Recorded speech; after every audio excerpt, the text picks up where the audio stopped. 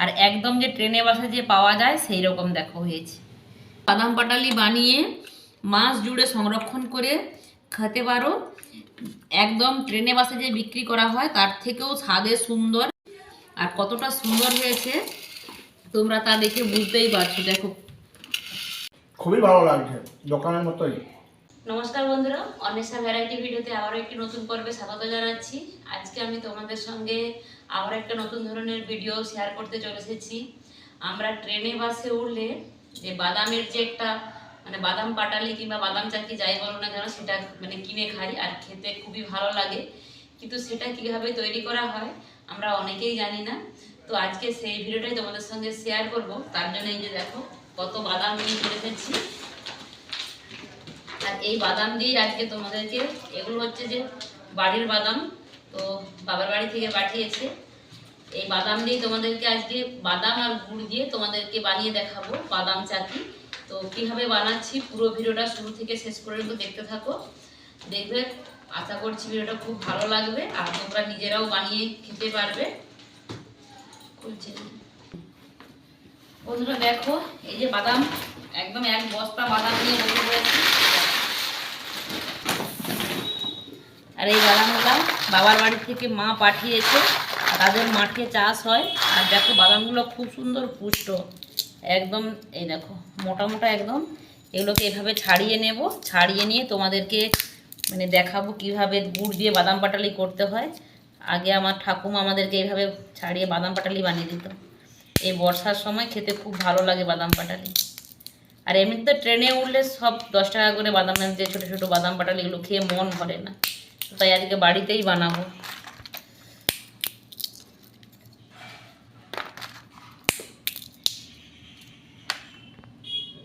বাদামের দানাগুলো দেখো একদম মোটা মোটা, কি সুন্দর। দেখো সব বাদামগুলো আমি ছাড়িয়ে নিয়েছি আর বাদামগুলো কতটা সুন্দর, দেখো কি সুন্দর দানাগুলো।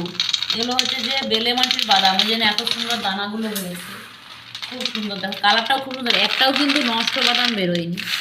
সব বাদামগুলোই খুব সুন্দর, ঘরের বাদাম না, ওই জন্য। কেনা বাদাম হলে অনেক খারাপও থেকে যায়। এই খোসাগুলোকে কিন্তু ফেলে দেবো না, এই খোসাগুলোকে আমরা হচ্ছে যে জ্বালানি হিসাবে ব্যবহার করব। কারণ আমাদের যেহেতু মাটির উনুন আছে, সেই উনুনে বাদামটা তৈরি করব। এটা পরিষ্কার করে বন্ধুরা গ্যাসে কড়াই বসিয়ে দিয়েছি। এবার বাদামটা কড়াইয়ে দিয়ে দেব। আর বাজার থেকে কিনে আনলে একদম এরকম ছাড়ানো বাদামও তো কিনে নিয়ে আসি আমরা সবসময়। সেই বাদামগুলোকে এবার ভেজে নেব। আবার ভাজা বাদামও কিনতে পাওয়া যায়, সেই বাদামে করলেও হবে, কোনো অসুবিধে নেই। কিন্তু বাড়িতে ভেজে যদি এই গুড়ের পাটালিটা করা হয় খেতে বেশ ভালো লাগে। একদম গ্যাসের ফ্লেমটাকে মিডিয়ামে রেখে ধীরে ধীরে এই বাদামটাকে ভাজতে হবে। দেখো আরও 10 মিনিট পর তোমাদেরকে দেখাচ্ছি। অনেকটাই লালচে লালচে উপরের গাটা হয়ে গেছে। আর একটা দেখো পটপট করে আওয়াজ আসছে। এই পটপট করে আওয়াজটা বন্ধ হয়ে গেলে বুঝে নিতে হবে যে বাদামটা ভাজা হয়ে গেছে। আর এই শুকনো খোলায় বাদাম ভাজার স্বাদটাই খুব ভালো লাগে খেতে। বন্ধুরা আমরা যে বাদামটা ভাজা হয়েই এসেছে, আর একটু মতো বাকি আছে। দেখো এই যে গাটা এখনো, কিন্তু একটা আমরা সমস্যায় পড়েছি। সমস্যাটা হলো আমাদের গ্যাসটা শেষ হয়ে গেছে। দেখো গ্যাস সিলিন্ডার উল্টি দিয়েও আমাদের হচ্ছে না। তো এখানে আর ভিডিও করতে পারবো না। চলো আমাদের যে রান্নাঘরে রান্না করি সেই রান্নাঘরে করবো এবার বাকিটা। বাদাম ভাজাটা এখন ঠিক কমপ্লিট হয়নি, তো চলো রান্নাঘরে যাওয়া যাক এবারে। উপরে রান্নাঘর থেকে নিচেতে চলে এসেছি। আমাদের বাড়িতে যে রান্না বান্না হয় সেই গ্যাসে আজকে তোমাদের সঙ্গে ভিডিওটা শেয়ার করতে হবে। কি করব, গ্যাসটা শেষ হয়ে গেছে। আজকে দেখো বাদামটা আমার হয়ে গেছে, একদম খোসা ছেড়ে যাচ্ছে আর কোনো আওয়াজও হচ্ছে না। বাদামটা একটু বাকি আছে, গ্যাসটা শেষ হয়ে গেছে। এবার এই বাদামটাকে ঢেলে নিয়ে ঠান্ডা করে নেব। বাদামটাকে একটা কুলায় ঢেলে নিলাম। বাদামটা এখন প্রচণ্ড গরম, তো কুলায় ঢেলে নিয়ে ঠান্ডা করে খোসা ছাড়িয়ে নেব। তো আগে ঠান্ডা হোক, তারপর খোসা ছাড়াবো। তো বন্ধুরা বাদামটা ঠান্ডা হতে থাকবে এদিকে। এদিকে যেহেতু আমি গুড়ের করব, তো 500 গ্রাম গুড় দেখো দিয়ে দিলাম আমি কড়াইতে। গুড়টা দিয়ে দিয়েছি আর গুড়টা হালকা হালকা গোল করে গলতে লাগছে। আর গুড়টা অবশ্যই ফ্রেশ গুড় দেখে নিতে হবে, কারণ এই গুড়ে কোনো জল মেশানো যাবে না। জল মিশালে কিন্তু বাদাম পাটালিটা মানে বেশি দিন থাকবে না, 2-4 দিন থেকেই নষ্ট হয়ে যাবে। যেন কোনো রকম মানে জল ব্যবহার করি না, এমনি গুড়টা দিয়েছি, তো গুড়টা গলে যাক।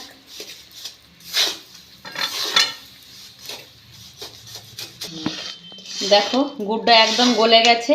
এই দেখো একদম ফ্রেশ গুড় নিয়েছি আমি, এই জন্য আর গুড়ের মধ্যে কোনো কিছু নোংরা নেই। তো গুড়টা এখনও আরেকটুক্ষণ ফুটবে, তবে একটা আঠালো ভাব আসবে। তো গুড়টা এদিকে ফুটুক, এদিকে গুড়টা ফুটতে থাকুক। এদিকে বাদামগুলো যে আমি ঢেলে রেখেছি ঠান্ডা হয়ে গেছে এগুলো। এবার এগুলোকে হাত দিয়ে এইভাবে ম্যাশ করে দিলেই এর খোসাটা উড়ে যাবে। দেখো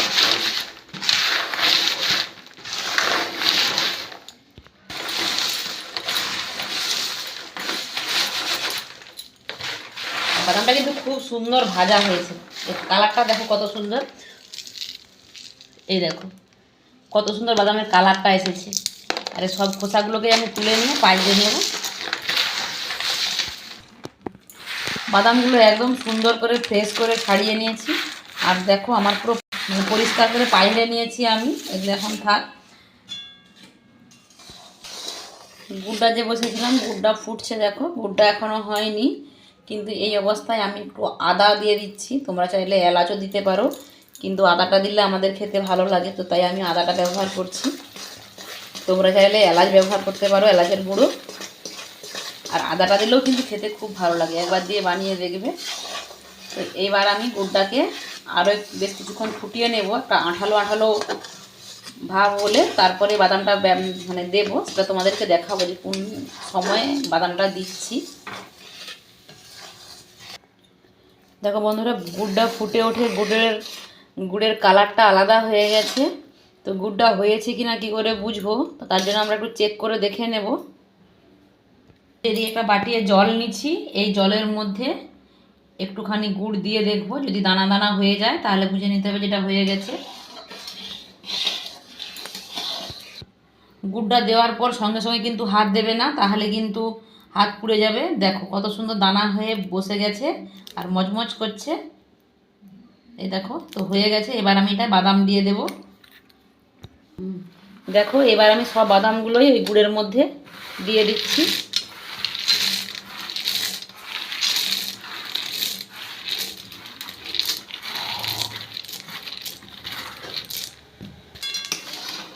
এবার নাড়াচাড়া করব, আর গ্যাসের ফ্লেমটাকে বন্ধ করে দিয়েছি।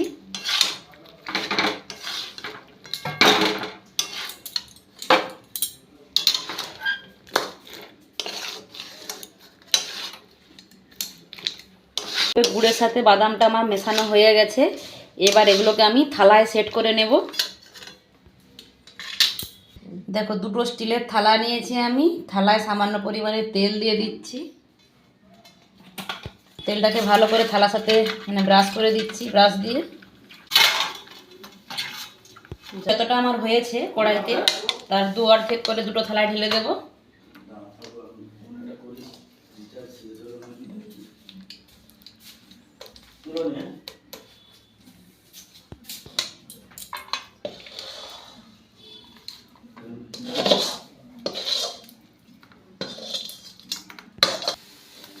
দুটো থালায় অর্ধেক অর্ধেক করে ঢেলে দিয়েছি, ঢেলে দিয়ে এবার এটাকে ভালো করে মিলে দেব।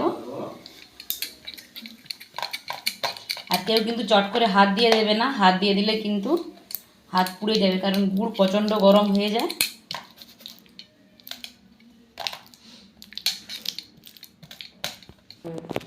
এইভাবে খুন্তির ডগা দিয়ে জেকে জেকে এটাকে রেডি করছি, নাহলে গুড়ের প্রচণ্ড গরম হাত পুড়ে যাবে তার জন্য। আর সুন্দরভাবে আমার রেডি হয়ে গেছে, দেখো আর গরম, আর এই থালাটাও হয়ে গেছে। দুটো থালায় কতটা সুন্দর লাগছে দেখো তোমরা,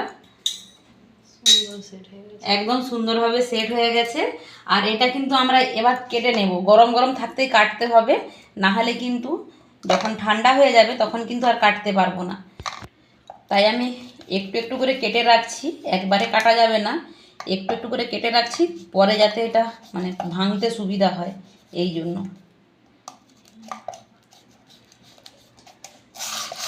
আর খুব সুন্দর কিন্তু সেট হয়েছে। আর আমি একটু বড় বড় পিস করে কাটছি। এই দেখো, এটা পরে যখন শুকিয়ে যাবে এগুলো এই দাগে দাগে দেখো, পরে যখন শুকিয়ে যাবে এই যে দাগ দাগ করেছি এই দাগে দাগে কিন্তু তখন কাটা হয়ে যাবে। তো দুটো থালায় আমি একই রকমভাবে করে নিচ্ছি।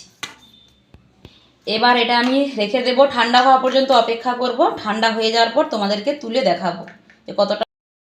বন্ধুরা র্ঠান্ডা হয়ে গেছে, তারপর ফিরে এসেছি, দেখো একদম ঠান্ডা হয়ে গেছে, হাত দেওয়া যাচ্ছে।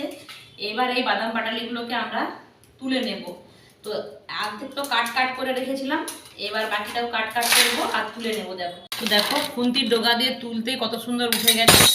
আর উঠে যাওয়ার পর এইভাবে চাপ দিলেই কেটে গেল। দেখো আগে তো আমি কাট করে রেখেছিলাম, আর একদম যে ট্রেনে বাসে যে পাওয়া যায় সেই রকম দেখো হয়েছে, কত সুন্দর হয়েছে।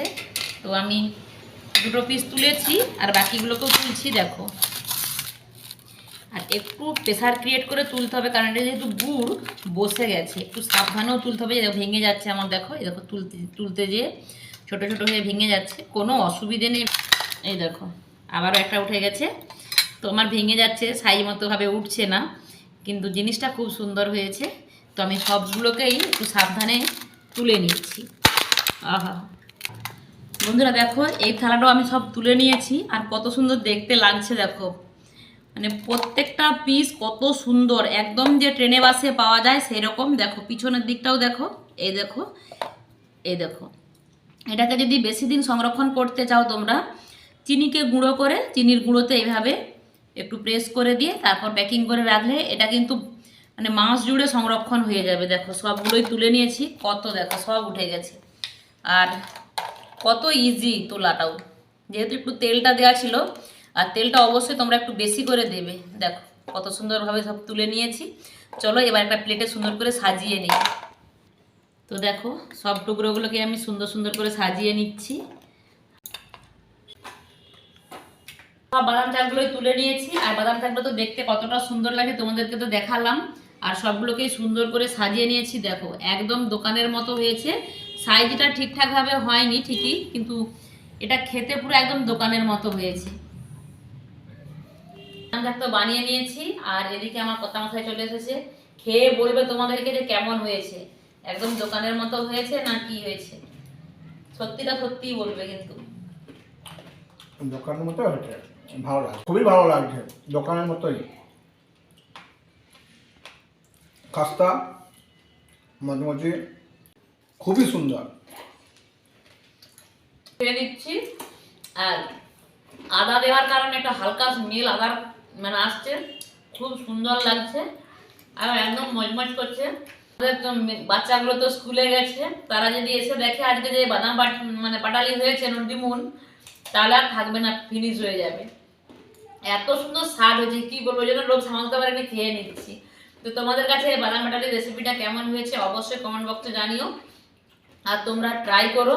এবার রেসিপিটা সত্যি খুব সুন্দর লাগে খেতে, আর ভালো লাগলে একটু বন্ধুদের মাঝে শেয়ার করে দিও। সবাই ভালো থেকো, সুস্থ থেকো, পরিবারের খেয়াল রেখো।